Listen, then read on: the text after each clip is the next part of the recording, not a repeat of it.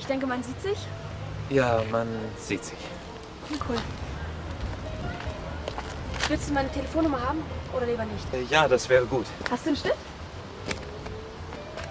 Nein.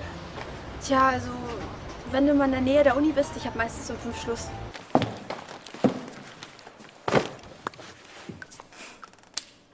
Du warst doch diejenige, die gesagt hat, dass er dich total kontrolliert. Ja, und als ich versuche zu helfen, da drehst du plötzlich alles um.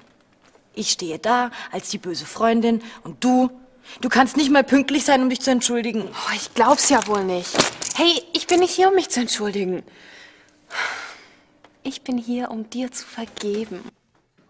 Aber es ist doch schon fast 2 Tage her, dass du ihr das QT375 gegeben hast, oder? Hm. Ja.